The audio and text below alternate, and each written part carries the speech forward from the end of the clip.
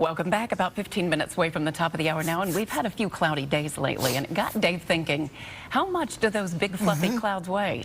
Judging by those Kelvin Helmholtz waves, they're surprisingly heavy. Wow. How do you weigh a cloud? You. I know, I remembered. Can you believe it? Look at you, the big fancy cloud term. How do you weigh a cloud? I do. Well, let's first start by talking about what a cloud is.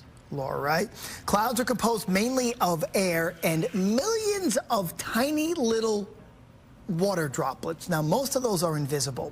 So when those invisible water vapor turns into a liquid, it forms those little tiny water droplets, which they cling to little pieces of dust in the atmosphere. And that's what you actually see, is that invisible water vapor kind of clinging to these little particulates of dust or whatever in the atmosphere, and they start to generate that cloud cover. That is the visible cloud that we see.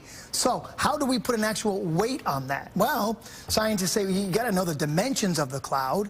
You also have to know how densely packed the droplets are. You know what I'm talking about? Like some of those big rain clouds can hold a lot more. So we decided to talk about what is the weight of an average cumulus cloud. Cumulus cloud is the regular puffy clouds we would see on a daily basis around here in the summertime. Like the little cotton ball looking clouds. Yeah, like a little cotton ball. Perfect, perfect, perfect. Okay, so you measure the size of the cloud's shadow and you estimate its height. Okay, so frequently cumulus clouds are about as tall as they are wide. That's why they used this cloud to study the weight. Now, based on prior research, I'm just going to give you a number here. 1.2 grams per meter cubed. That's how much water is in the cloud. Don't worry about that. So you take that, you take the size, the height, the dimensions, you throw it all together in a mathematical formula, which I'm not going to make you do. No, please don't. 550 tons of water, which is equivalent to the weight of 100 elephants. Whoa, so your average cumulus cloud has the weight of about 100 elephants. So ask me the next question. How much does an elephant weigh? No.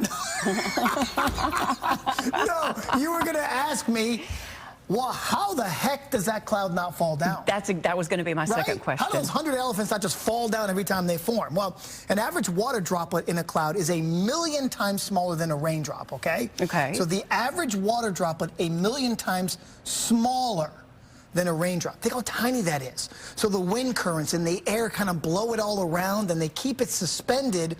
Now, when enough of those little water droplets condense and they start to merge together, they form raindrops.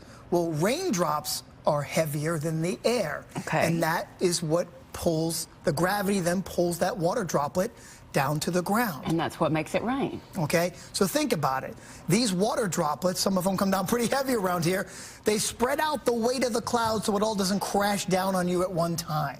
Interesting. If you think about it. So in essence, an average size cumulus cloud, the weight of 100 elephants, a cirrus cloud, the little feathery ones, less weight. Okay. The big cumulonimbus clouds, the big anvil on the top, heavier. What about those crepuscular clouds? The average weight of 100 elephants. Maybe those are 90 elephants. But my point is that once gravity takes hold of that raindrop, those millions of little water droplets put together to make one raindrop, the gravity will take it and bring it to the ground. And then you get the weight of that one raindrop on top of you. But the overall cloud is pretty darn heavy. That's really fascinating. I'd never thought about it like that. What was the name of those clouds in the last segment? Yeah. No, what was the name? Kelvin Helmholtz. That's my girl. That's right. That's right. That's Kelvin how we do Helmholtz. that. All right. It's a lot of math to go into something so beautiful. We'll just look at him and admire him from a distance. How about that? All right, Dave. Thank you.